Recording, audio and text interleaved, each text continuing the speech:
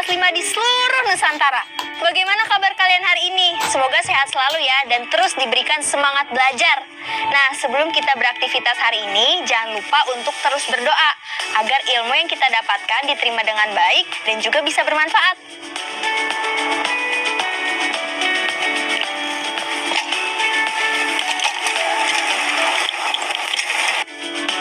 Ayo membaca. Kesepakatan warga dua kampung. Hampir seminggu, banyak warga Kampung Jolang diserang wabah diare. Mereka tahu penyebabnya, yaitu sumber air minum yang tercemar sampah. Akibatnya, air yang tercemar itu merembes ke sumur-sumur mereka. Seharusnya warga Kampung Bendi tidak buang sampah di sungai. Lihat, air yang mengalir ke kampung kita membawa sampah, dan sumur kita tercemari juga, kata Derlit, pimpinan Kampung Jolang. Ini tidak bisa dibiarkan, Derlit. Kita harus datang ke Kampung Bendu. Kita harus mengingatkan mereka, usul Servo dengan lantang dan gemas. Suara dukungan pun sahut bersahut. Saya setuju dengan usul kalian. Baiklah, sekarang siapa yang bersama saya ke Kampung Bendi? Jangan ditunda lagi agar tidak bertambah warga kita yang sakit, tanya Derlit pada warganya. Ternyata hampir semua menyatakan kesediaannya. Tapi jangan semuanya. Sebagian harus merawat warga kita yang sakit. Sebagian lagi bersihkan sungai. Cukup 8 warga saja bersama saya ke Kampung Bendu, kata Derlit. Mereka menuruti pimpinannya. Berangkatlah Derlit bersama 8 warga Jolang. Salah satunya Servo. Mereka tertegun melihat kondisi Kampung Bendu. Ternyata kondisinya hampir sama dengan kampung mereka. Banyak warga Bendu yang sakit. Servo yang sudah menghimpun tenaga untuk meluapkan kekesalannya mendadak luruh. Sampah-sampah itu bukan kami yang membuangnya, jelas Girdo, pimpinan Bendu. Sumber airnya dekat dengan Kampung Bendu. Mana mungkin bukan kalian yang melakukan?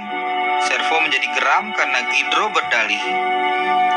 Kalian tahu, sekitar sumber mata air itu telah dijadikan tempat wisata. Pengunjung selalu banyak. Mereka lah yang membuang sampah-sampah itu.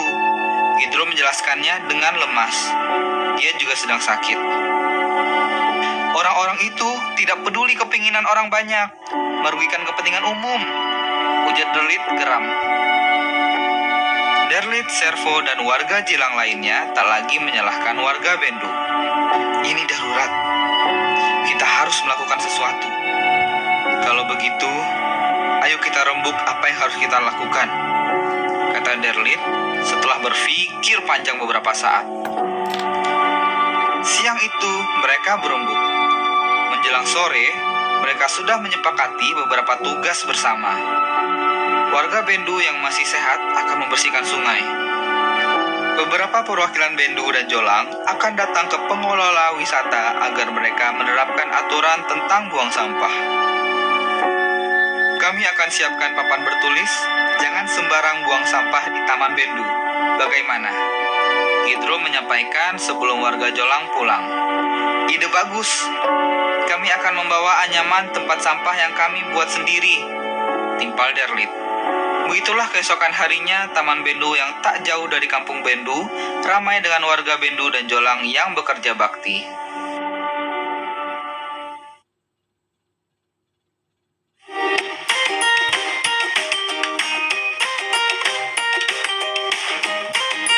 Senang sekali rasanya bisa melihat sungai bersih seperti ini. Dan Kak Kinan juga sangat beruntung bisa tinggal di daerah yang semua warganya peduli akan kebersihan lingkungan dan juga kesehatan. Bagaimana kalau di daerah kalian? Yuk kita sama-sama jaga kebersihan lingkungan kita agar senantiasa bersih dan juga tidak tercemar. Kata baruku. Cemar artinya kotor. Tercemari artinya terkotori.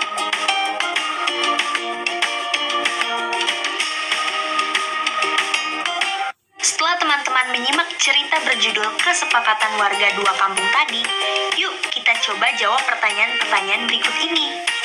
Pertanyaan pertama, apa yang terjadi di Kampung Jolang dan Kampung Bendu? Betul, warga di kedua kampung terserang diare. Berikutnya, apa yang menyebabkan peristiwa di dua kampung itu? Ya, penyebabnya adalah air yang tercemar sampah.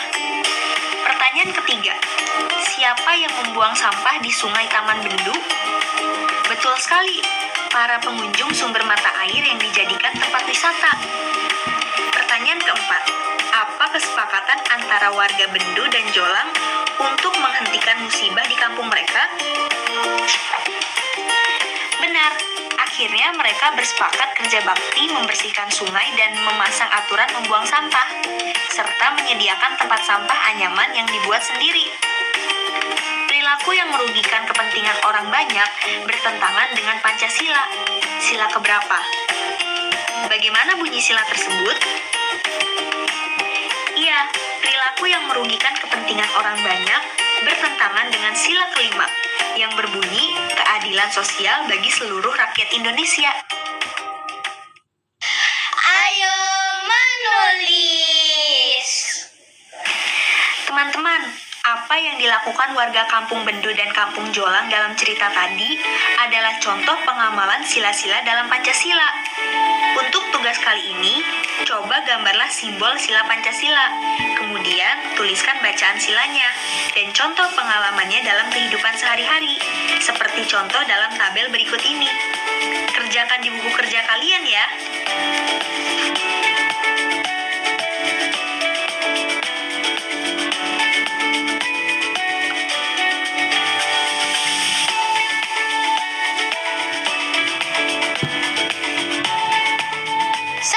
Ketuhanan yang Maha Esa. 2. Kemanusiaan yang adil dan beradab. 3. Persatuan Indonesia. 4. Kerakyatan yang dipimpin oleh siapa ya? Kerakyatan yang dipimpin oleh hikmat kebijaksanaan. Oh, iya juga ya. Kerakyatan yang dipimpin oleh hikmat kebijaksanaan dalam permusyawaratan perwakilan. 5.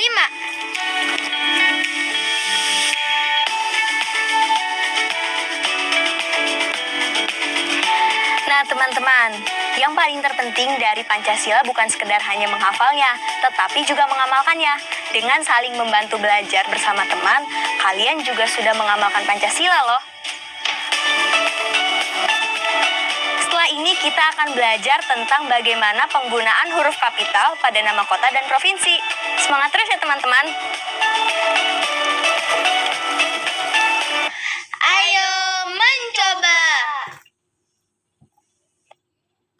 Ingat ya, 1. Huruf awal nama kota dan provinsi menggunakan huruf besar. Contohnya, Malang, Bengkulu, Kupang. Kedua, nama daerah yang menggabungkan kata kota dan sifat. Kedua kata digabungkan, tidak dipisah. Ketiga, nama kota dan provinsi yang mengandung kata penunjuk arah ditulis terpisah. Sebagai catatan, penulisan kota dan provinsi sebagai kondisi geografi sebetulnya tidak perlu menggunakan huruf kapital. Namun, jika disertai tempatnya, itu menjadi kapital. Perhatikan contoh berikut. Kinan pergi ke Provinsi Bali. Huruf P pada kata provinsi ditulis kapital. Bali merupakan nama provinsi. Huruf P pada kata provinsi tidak perlu ditulis kapital.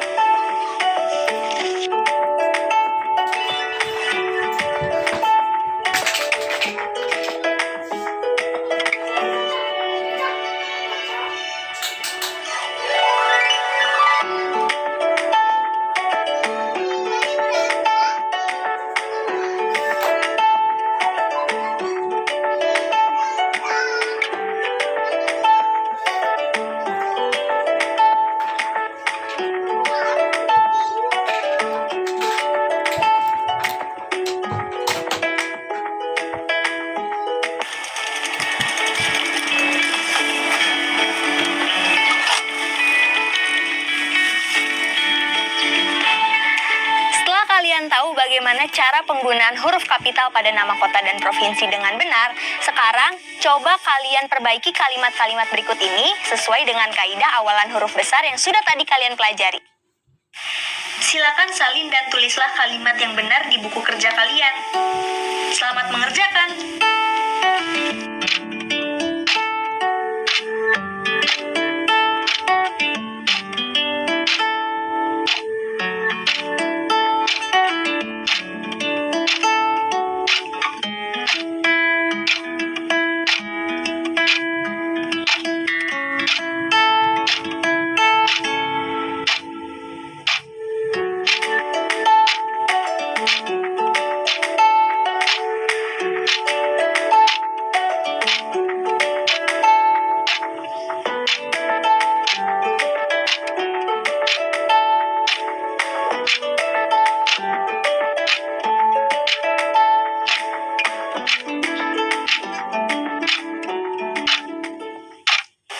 Sekarang kita cek yuk teman-teman.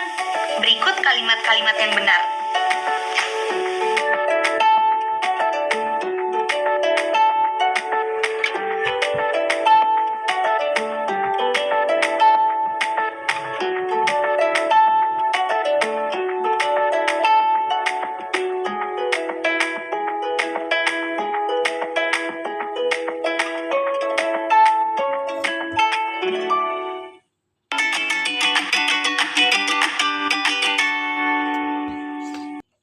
Ayo mengira.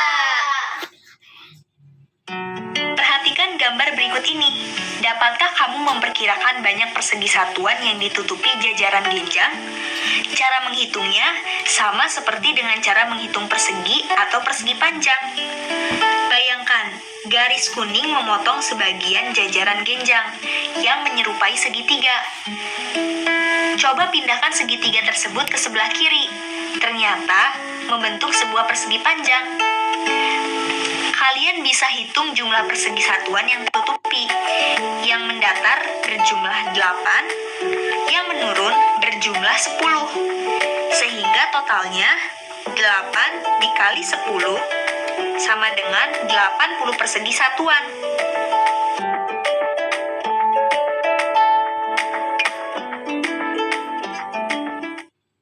Ayo menyimak.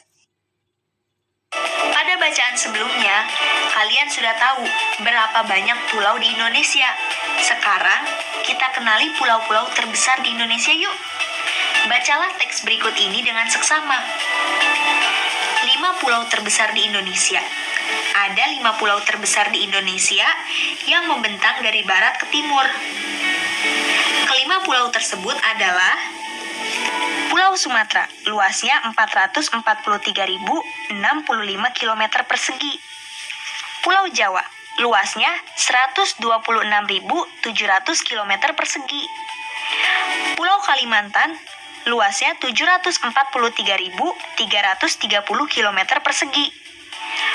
Pulau Sulawesi, luasnya 174.600 km persegi. Dan Pulau Papua, luasnya 786.000 km persegi.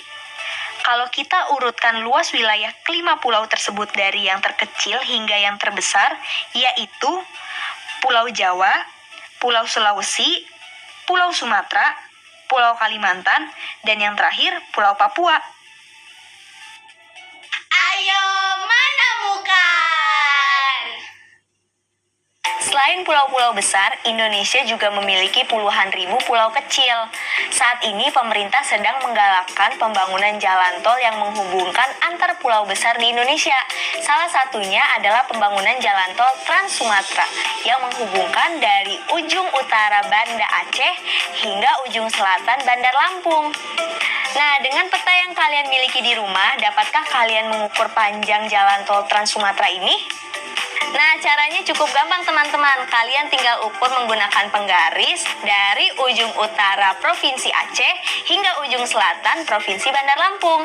Pertama, kalian menggunakan penggaris teman-teman mengukurnya. Pertama, kalian ambil penggaris untuk mengukur dan taruh titik 0 penggaris ini di ujung utara Provinsi Aceh. Kemudian sisi sejajar lainnya kalian ikuti menuju ke ujung selatan Bandar Lampung. Nah, sini. Nah, tadi Kak Kinan sudah mengukur berapa panjangnya. Kak Kinan mendapatkan 15 cm nih teman-teman. Kira-kira berapa kilometer ya pada jarak sebenarnya dari ujung utara Provinsi Aceh hingga ujung selatan Provinsi Bandar Lampung? Kalau kalian ingin merubah dari sentimeter ke kilometer, kalian bisa menggunakan satuan panjang seperti berikut ini. Ini adalah satuan ukuran panjang atau jarak. Ingat ya, setiap turun satu tangga, kita kalikan dengan angka 10. Contoh, jika kita mau mengubah dari 10 km ke hektometer, maka kita kalikan 10 km dengan 10, karena kita hanya satu kali naik tangga. Hasilnya 100. Jadi, 10 km sama dengan 100 hektometer. Nah, sebaliknya, kalau setiap naik tangga satuan, angka dibagi dengan 10. Contoh, kita mau mengubah sentimeter ke ukuran kilometer. Berapa kali kita harus naik tangga? Benar, 5 kali naik tangga. Jadi, kita bagi 100.000. Jadi, 100.000 cm sama dengan 1 kilometer. Bagaimana teman-teman? Sudah paham kan? Sekarang kita coba hitung yuk berapa sih jarak sebenarnya dari ujung utara Provinsi Aceh hingga ujung selatan Provinsi Bandar Lampung. Kita sudah tahu kalau jarak pada peta adalah 15 cm. Kita juga tahu kalau skala peta Kak Kinan adalah 1 berbanding 10 juta. Artinya, 1 cm di peta sama dengan 10 juta cm di jarak sebenarnya. Jadi, kalau di peta Kak Kinan jaraknya 15 cm, maka jarak sebenarnya adalah 15 juta cm. Lalu, untuk menghitung berapa kilometer jarak sebenarnya, kita ubah ukuran sentimeter menjadi kilometer. Masih ingat tangga satuan panjang tadi kan? Untuk mengubah sentimeter ke kilometer, kita perlu 5 kali naik tangga. Maka, kita perlu bagi 100.000.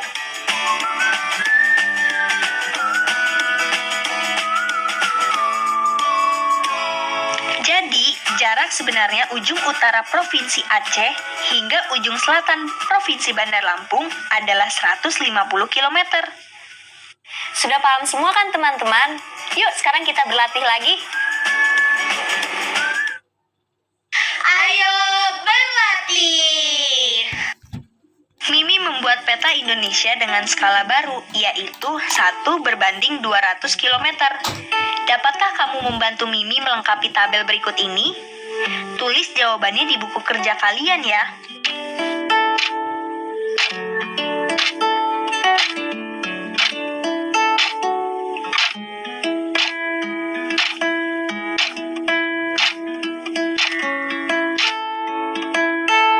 Teman-teman sudah selesai menghitung? Kita cek jawabannya sama-sama ya. Berikut jawaban yang benar.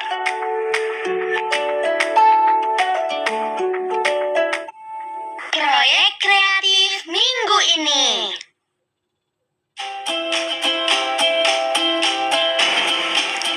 Teman-teman, pastinya kalian sudah menentukan arah mata angin dan kalian sudah menggambar di buku kalian kan? Nah, sekarang kalian buka buku kerja kalian, kemudian kita akan ke langkah selanjutnya. Langkah selanjutnya adalah kamu bisa meniru gambar pulaumu dengan gambar peta yang sudah ada. Kamu juga bisa mencari petamu itu di Google dengan tautan sebagai berikut. Kamu harus mengetahui beberapa bentang alam dan tengara di pulaumu. Kemudian, perkirakan letaknya pada peta yang akan kamu buat. Untuk mempermudah dalam membuat peta, kamu juga dapat membuat garis bantuan berupa persegi satuan yang berukuran 1 x 1 cm menggunakan pensil. Selamat mencoba ya teman-teman. Tapi sebelum itu, jangan lupa untuk mengingat-ingat pelajaran hari ini. Refleksi.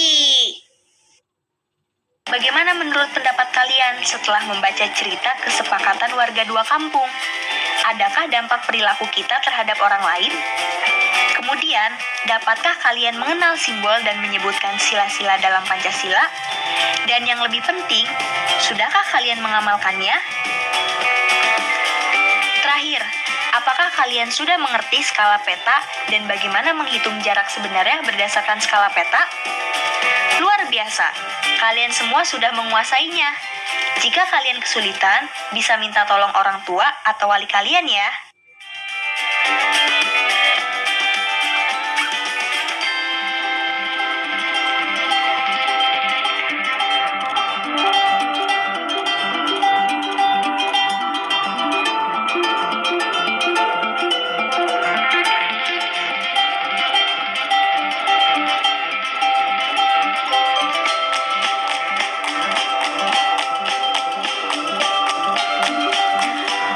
Wah, banyak sekali ya teman-teman yang kita pelajari hari ini.